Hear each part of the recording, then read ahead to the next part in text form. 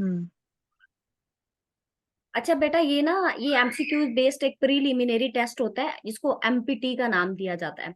अब इसने जो फेडरल पब्लिक सर्विस कमीशन है ना, उसने ये स्टार्ट किया है एज ए स्क्रीनिंग टेस्ट, क्योंकि बहुत ज्यादा स्ट्रेंथ हो जाती थी स्टूडेंट्स की। तो उनको फिर कम करने के लिए कि जो एलिजिबल हैं, एट लीस्ट बेसिक जो उनकी हाउ नो है अबाउट सीएसएस और बेसिक नॉलेज उनके पास है, तो फिर वो आगे मजीद जो है वो इजी हो जाता है उनकी रिक्रूटमेंट करने में। तो ये एक screening type test federal public service commission ने स्टार्ट किया था, जिसमें मेल फीमेल स्पेशल पर्सन कोई भी एलिजिबल, मतलब दोनों एलिजिबल हैं। और 21 टू जो 30 ईयर एज है, वो उसके लिए उसके जो बच्चे हैं वो एलिजिबल हैं, लेकिन 2 ईयर रिलैक्सेशन है उनके लिए जो जॉब होल्डर्स होते हैं। ये कुछ इसकी स्पेसिफिक रिक्वायरमेंट्स होती हैं। अच्छा, उसके बाद प्रोसीजर इसका ये है कि फेडरल पब्लिक सर्विस कमीशन की वेबसाइट पे ना जो इसका एक सीएसएस का स्केड्यूल दिया गया है, जिसमें हर साल का होता है। जैसे अभी अब जो है वो तो 2023 है, फिर 2024 आ जाएगा, या अभी 2024 के लिए है। तो उसमें एमपीटी टेस्ट पे जाएंगे, फिर उसमें एक ऑनलाइन रजिस्ट्रेशन फॉर्म होगा, वहां से उसको फिल करेंगे, चालान फॉर्म लेंगे, और उसके बाद जो रिक्वायर्ड फी लिखी होगी जो अगर रिक्वायर्ड बैंक के अंदर, वो सबमिट करवा के ये हम फिल कर देंगे। सेंटर का इसमें कोई नहीं है कि सेंटर आप डिफरेंट सिटीज हैं, एज पर योर लाइक जहां से आप बिलोंग करते हैं उसके अकॉर्डिंगली आप जो है वो उसको लिख सकते हैं। लेकिन आज समटाइम ऐसा होता है कि ये ना इनका एक स्ट्रेंथ होती है, पीएससी ने ना रखी होती है कि इस सेंटर के लिए मतलब मिनिमम रिक्वायरमेंट इतनी है, तो अगर उससे बच्चे कम हो रहे होते हैं ना, तो वो नजदीक कहीं मर्ज कर देते हैं समटाइम, जहाँ पे बच्चे को जो इजी एक्सेस मिल सके या जा सके। अच्छा, अब जाना है क्या बेसिक, जब आप लोगों ने एमपीटी के लिए जाना है, ओरिजिनल चालान फॉर्म और ओरिजिनल आईडी आईडी कार्ड जो है वो साथ लेकर जाना है। ये तो एक बेसिक सा जो है वो इंफॉर्मेशन है, बेसिक इंफॉर्मेशन है अबाउट एमपीटी, जो मैंने आपके साथ एक स्लाइड सी फॉर्म में बेटा शेयर कर दी। अब जो मेन चीज है ना, वो है स्ट्रेटजी और इसकी प्रिपरेशन। अब चूंकि हमारे पास टाइम बहुत कम है, ठीक है, और इस कम टाइम पीरियड में हमने जो है वो इसकी तैयारी करनी है, और बहुत अच्छे से करनी है। अब मैंने ना यहाँ पे प्रिपरेशन के लिए ना एक स्ट्रैटेजी बना दी है। आपने कोशिश करनी है बच्चे के उस स्ट्रैटेजी को फॉलो करना है। सबसे पहले तो मैंने स्ट्रैटेजी में जो सबसे इंपॉर्टेंट चीज लिखी है वो ये लिखी है कि इसमें आप अगर minimum 6 to 7 hours a day देते हैं ना, ठीक है, ये मिनिमम है, maximum it is up to you, आप जितना इसको देना चाहें टाइम, वो अंडरस्टूड है, वो बेटर ही होगा, बेटर रिजल्ट आएगा। लेकिन मिनिमम जो रिक्वायरमेंट है ना, वो 6 to 7 आवर्स ए डे आपने देनी है, तब जाके आप जो है। दूसरा, आपने कोई इधर उधर का जो है फजूल गूगल या इस तरह आपने कहीं नहीं जाना, आपने ऑथेंटिक बुक्स यूज करनी है। जैसे अब मैंने पहले आपको एक बुक बताई थी एमसीक्यूज की, अहमद नजीब की। और क्योंकि ये सारा एमसीक्यूज बेस्ड आता है, इसमें कोई सब्जेक्टिव नहीं होता, ऑब्जेक्टिव होता है। तो इसमें जैसे मंथली पम्फलेट्स आते हैं, जैसे वर्ल्ड टाइम का पम्फलेट आता है ना, तो उसके एंड पर ना जो एमसीक्यूज का पोर्शन बना होता है, वो बड़ा जबरदस्त पोर्शन होता है, वो आप करें। इस तरह अगर आप न्यूज़पेपर पढ़ रहे हो, क्योंकि अंडरस्टूड है अगर इस दफा आप एमपीटी के लिए अपेयर हो रहे हो, तो इट मींस कि you are going to appear in coming CSS exam, तो आपने न्यूज़पेपर पढ़ना है। अब न्यूज़पेपर के अंदर जो आपको इन्फॉर्मेशन मिलती है पर्टिकुलर, वो किस पोर्शन के लिए होती है, करंट अफेयर के लिए होती है। अब आपने एक रजिस्टर बनाना है, और जो आप न्यूज़पेपर पढ़ रहे हो डेली, उसमें जो भी आपको एमसीक्यूज मिल रहा है रिगार्डिंग करंट अफेयर्स, वो आपने लिख लेना है। अब करंट अफेयर्स में जैसे आपको पता है कि जो है वो हमें बेसिकली पता होना चाहिए, अभी हमारी जो है वो केयर टेकर गवर्नमेंट चल रही है, तो आप साथ साथ उसको ऐड करते जाएं। उसमें आपको पता हो जो बेसिकली क्या है इंफॉर्मेशन पाकिस्तान के बारे में, वर्ल्ड ओवरऑल जो रेलिवेंट करंट से जो है एग्जामिनर पूछ सकता है, वो आप थ्रू जो है वो न्यूज़पेपर निकाल सकते हैं। और न्यूज़पेपर आपको पता है इट इज अथेंटिक सोर्स, या आप कहीं से न्यूज़ सुन रहे हो, या कोई न्यूज़ चैनल देख रहे हो, या कोई शो देख रहे हो और आपको इन्फॉर्मेशन मिलती है, तो वो आप राइट डाउन करते जाएं, वो आपका गुड सोर्स होगा। और सेकेंडली मंथली पम्फलेट, ठीक है। तो ये ऑथेंटिक जो बुक्स हैं आपने सिर्फ वही करनी है। अच्छा, आप पहले नंबर पर इस्लामियत का पोर्शन, अप्रोक्सीमेटली 20 एमसीक्यूज होते हैं जो इस्लामियत के एमपीटी में आते हैं। होप्स हो कि जो अभी कमिंग एमपीटी आ रहा है उसका क्राइटेरिया चेंज ना हो, सेम जो है वो जैसे पहले हुआ था वैसे ही हो। और जो है ना वो इसको मजीद कॉम्प्लेक्स ना किया गया हो, जो डिफिकल्ट ना किया गया हो।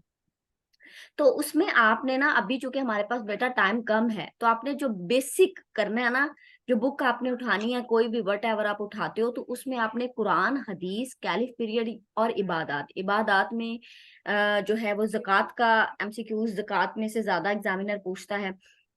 उसमें जो है वो समटाइम मीनिंग पूछ लेता है, जैसे जिहाद इज्तिहाद के मीनिंग ज्यादातर पूछ लेता है, ज़कात के सरफ ज्यादातर पूछ लेता है।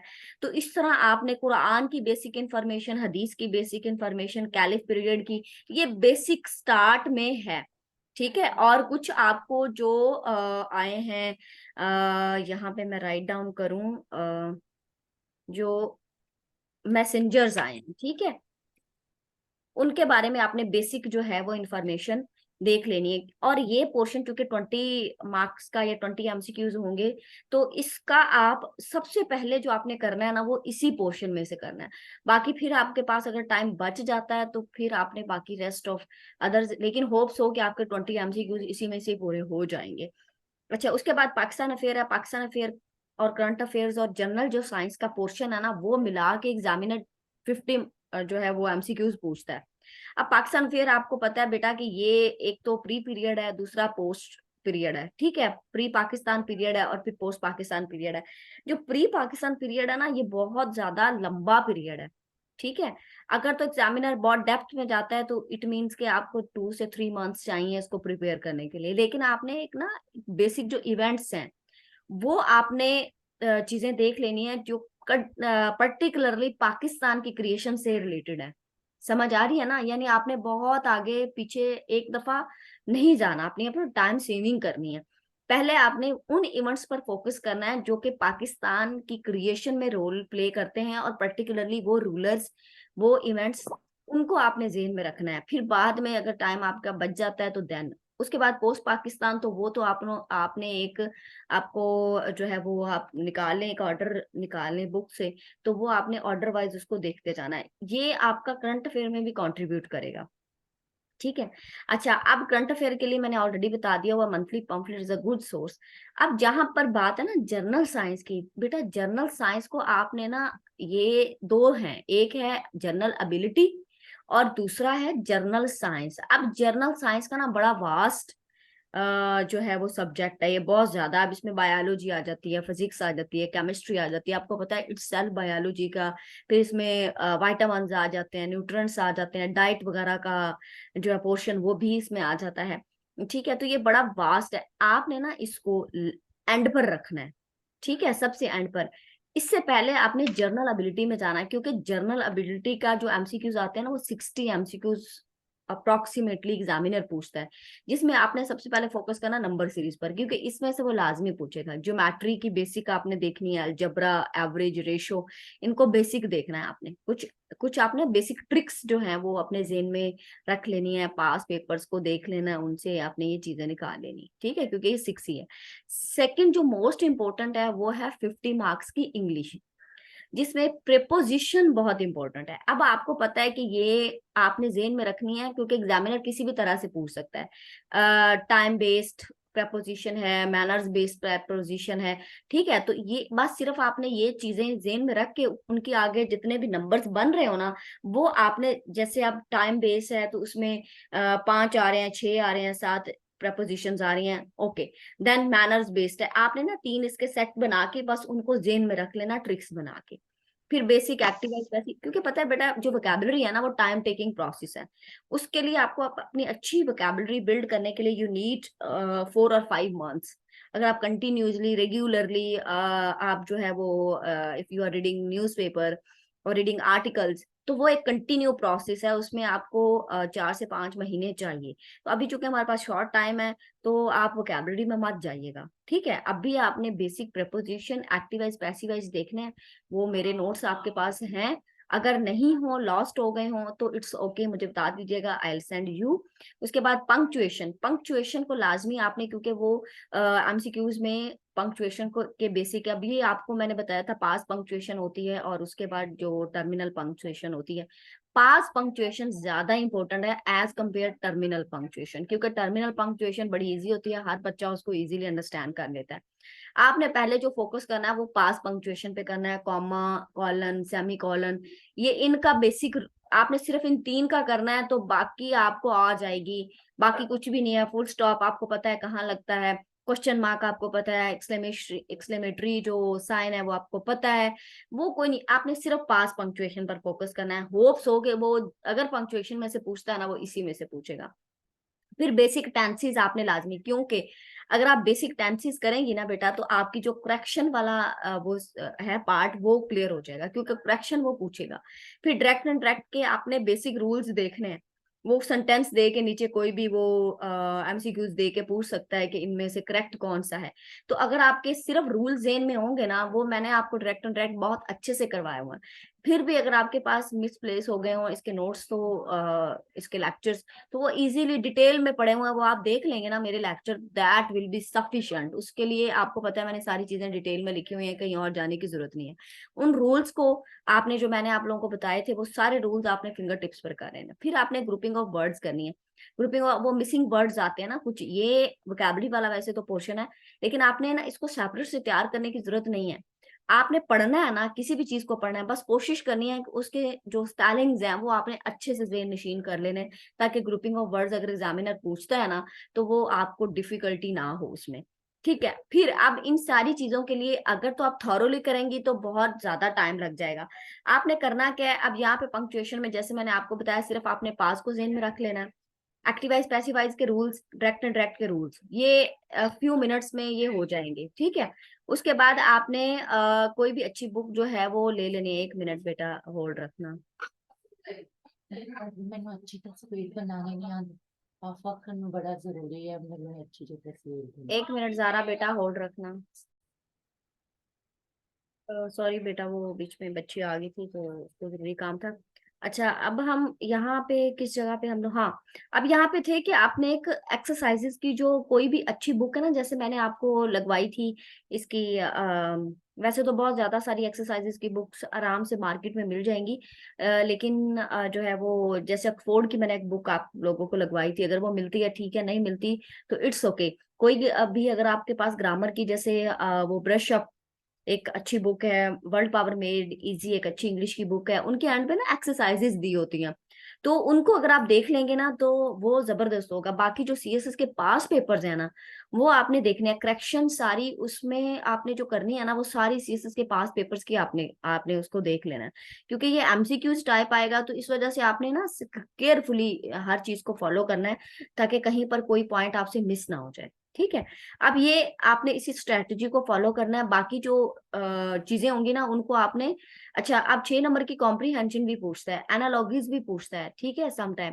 तो आपने ना जो कॉम्प्रीहेंशन है उसको तो वो उसने टेस्ट करना है आपकी जो रीडिंग अंडरस्टैंडिंग, कि वो कितनी है, आप जो शॉर्ट टाइम पीरियड के अंदर कितना अंडरस्टैंड करते हो। तो वो आपने केयरफुली पैसेज को पढ़ना है, और फिर जो करेक्ट आंसर होगा उस पे आपने टिक करना है।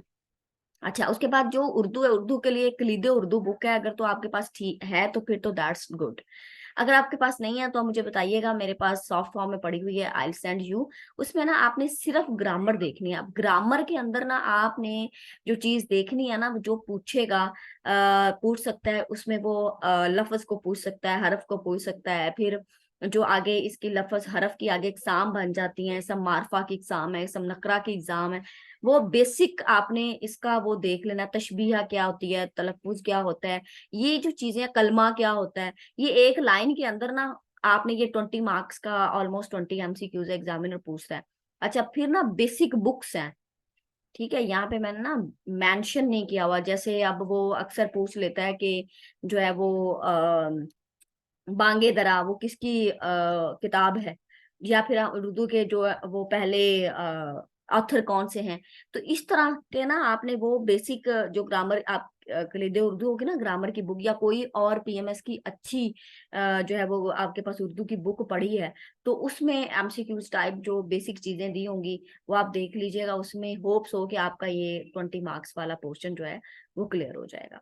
अच्छा, अब मुझे बताएं कि ये मैंने आपको एक स्ट्रैटेजी बताई है, ठीक है, अब आपने इसी अकॉर्डिंगली इसी स्ट्रैटेजी को लेकर चलना है, क्योंकि हमारे पास just few like month, 1.5 month I think so है। तो ये जो आप अगर इसी स्ट्रेटजी को आप लेना, तो ये आपके 2 वीक्स का ये आपका स्केड्यूल है, ये स्ट्रेटजी है जिसको आप अचीव कर लेंगी। तो ये इतना मुश्किल हार्ड एंड फास्ट रूल नहीं है, इसको आप इजीली अचीव कर सकते हो। इस तरह से मैंने यहाँ तक सोच रही थी। मैं वही बच्चे, अब आपको जो इम्पोर्टेंट चीज मैं आपको बताने जा रही हूँ वो ये कि आपने बल्क ऑफ लाइक डाटा इकट्ठा नहीं कर लेना, ठीक है। हाँ जी, हाँ। आपने ना क्या करना है कि एक तो आपने कोशिश करनी है इंफॉर्मेशन गैदर करने की, क्योंकि यहाँ पर जो हाँ। सारी गेम है ना वो सारी गेम इंफॉर्मेशन की है। आपने पोर्शन वाइज उसको कोशिश करना है कि, क्योंकि इतना ज्यादा जो डाटा होता है ना उसको एक दिमाग के अंदर रिटेन करना भी हमारे लिए डिफिकल्ट हो जाता है। आपने कोशिश करना है कि जो आप अगर कोई इवन डाटा निकाल रहे हो ना, बेसिक अगर पाकिस्तान के बारे में पढ़ रहे हो और आपको बेसिक एमसीक्यूज या कोई फैक्ट्स एंड फिगर्स मिले और उनको आप लिख रहे हो, तो आप कोशिश करो रात सोने से पहले ना उनको रिवाइज करो, और सुबह जब उठो तो नेक्स्ट पोर्शन प्रिपेयर करने से पहले उसको पहले रिवाइज कर लो, ताकि क्या हो, साथ साथ आपको रिटेन, आपके दिमाग में रिटेन रहना शुरू हो जाए। तो इट इज मैं गुड बल्कि सोच रही स्ट्रेटेजी। हूँ जिस तरह से आपने ये जो पाकिस्तान अफेयर्स का हमें सब्जेक्ट पढ़ाया था ना, जी तो प्री और पोस्ट जो पार्टीशन का जो पोर्शंस थे, तो उसका जी। आपने हमें एक बताया था कि पहले तो हमने लेक्चर्स जो नोट किए जो किए थे, एक शॉर्ट फॉर्म का था। मैं सोच रही हूँ एक पेज के ऊपर सारी उसकी जितने भी डिटेल्ड इवेंट्स है ना वो लिख लूँ, क्योंकि एग्जैक्टली एमसीक्यू में बेसिकली ये इस तरह एग्जैक्टली, से वो भी डिटेल। पर्टिकुलरली जो पाकिस्तान की हाँ। क्रिएशन से रिलेटेड है, वो आप हाँ लोगों जी, ने हाँ जी, ऐसे इसी करना तरह है, से, ठीक है। क्योंकि वो इसी तरह के मोस्टली ये होता है, सन पूछ रहे होते हैं, डेट्स जो होती हैं वो पूछ रहे होते हैं, मेंबर्स पूछ रहे होते हैं, नाम पूछ रहे होते हैं। तो ये चीजें एग्जैक्टली, इंपॉर्टेंट है कि उसमें से क्रक्स निकाल के ना इन शॉर्ट फॉर्म में ना उसको पेज के ऊपर राइट डाउन अगर कर लेते हैं तो लिखने से याद भी हो जाएगा। वो हाँ जी, शॉर्ट फॉर्म में वो हमारे पास। रिटेन भी रह जाएगा, और बस वो जो चीज तो आपको लगता है ना इट इज श्योर ये मुझे ऑलरेडी पता है, मुझे भूलेगी नहीं, तो जो चीज आपको हम्म। नहीं पता आप उसको ना वो एक ना प्रिसाइज से नोट्स बनाते जाएं, और फिर रात सोने हम्म। से पहले और सुबह उठने से पहले आपने उनको रिवाइज करते जाना है। तो बाकी अल्लाह खैर करेगा, इसका आप स्क्रीनशॉट ले लें और इसी के हिसाब से ही आपने जो है वो उसकी स्ट्रेटजी को लेकर चलना है, ठीक है। तो बाकी ठीक। इंशाल्लाह कोई इस किस्म की नहीं होगी प्रॉब्लम, आप हम्म। इंशाल्लाह अच्छा स्कोर करेंगी। अच्छा, अब जो ये तो हमारी स्ट्रेटजी हो गई, हम लोगों ने डिस्कस कर ली। हम्म।